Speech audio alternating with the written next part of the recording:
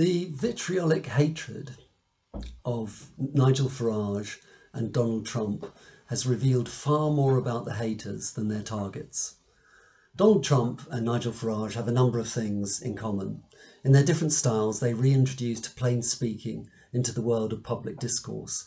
For that, they were hated by the left and mainstream media and politics. Both men had worked. Neither was a career politician, so they weren't going to play the game of talking a lot and saying nothing.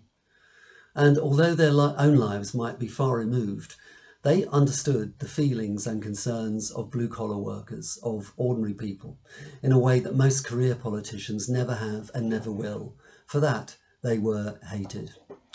They both had a huge impact on the way politics was done. Trump, by refusing to namby-pamby to the press or the political class. He may have sometimes overstepped the mark or said something that he wished he'd said otherwise, but we all do that. And ironically, that is another reason why voters liked him. He stuck his neck out. He wasn't reading from a hymn sheet. The establishment could never get that because they are game players. And if someone refuses to observe the rules, they panic. Farage did a similar thing. And by taking his cause, Brexit, onto the streets and using social media because mainstream media wouldn't give him the time of day. And he beat the lot of them. You could argue, whether or not you always agree with him, that he has been the most significant figure in British politics in the last 20 years. It's a shame he recently praised Tony Blair's thinking, but that's another matter. Both Trump and Farage have been demonised, mocked, ridiculed, despised, lied about, harangued for year after year, and it still goes on. Recently, Nigel Farage made the very good point that the Royal National Lifeboat Institute should not be used as a ferrying service for illegal migrants crossing the Channel. As he then pointed out, the RNLI bosses hired a PR firm to demonise him as a monster, criticising a group of brave volunteers whose sole purpose was to save lives.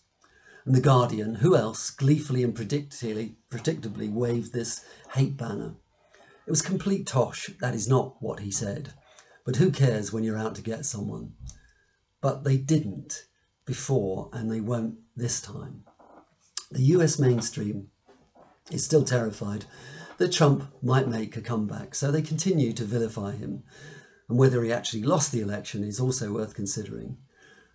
Both these men are wrongly accused of being far right.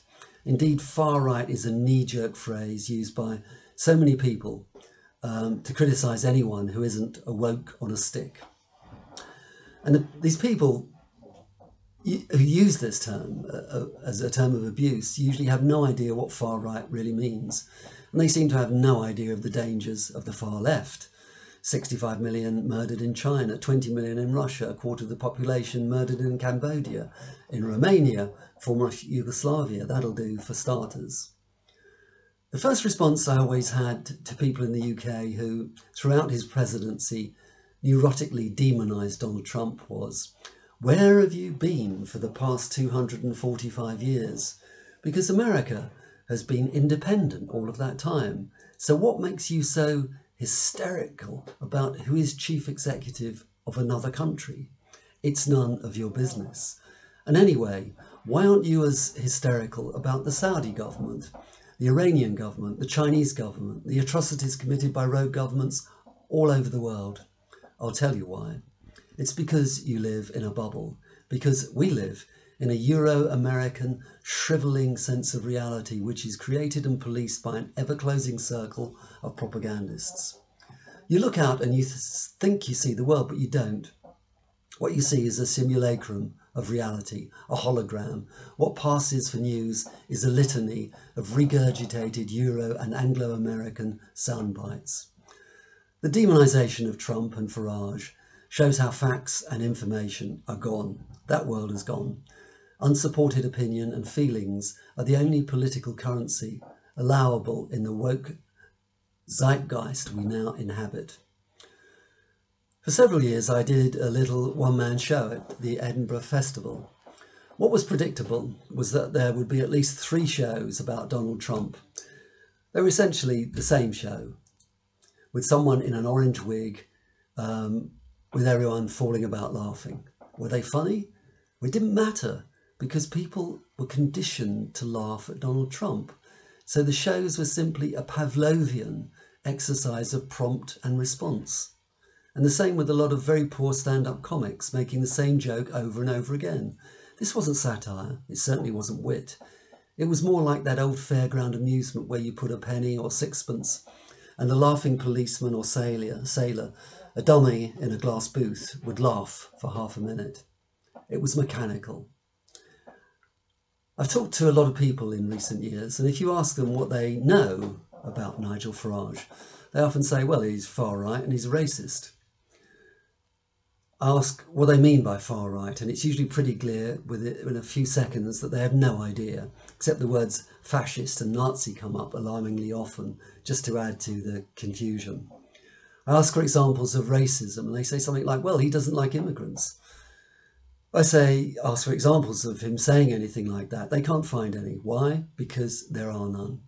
They know nothing of the many speeches he's given in the EU and outside, the things he's written, the campaigns he's so skillfully and articulately presented, his investigative reporting, far better than nearly all mainstream journalists. Not only do they know practically nothing about the man, they are proud of their ignorance. And similarly with Trump. I've said this before, but in America, the establishment, which comprises the mass media and press, politicians, banks, many banks, big businesses, universities and Hollywood. And the script before Trump was elected was, it's business as usual. Hillary will win. After all, she destroyed Libya and opened the floodgates for an African migration to Europe, so she must be good. And then the military could get on with chumming up to Saudi Arabia, preparing to annihilate Iran, reinvent the Cold War and keep the cash and arms flooding into their military outpost in the Middle East. Israel. Obviously, the great unwashed, ill-educated people, the hickory, dirt-munching farmers of the Midwest and the unemployed and unemployable and the factory fodder of the big cities would all vote how they were told to, because they always had.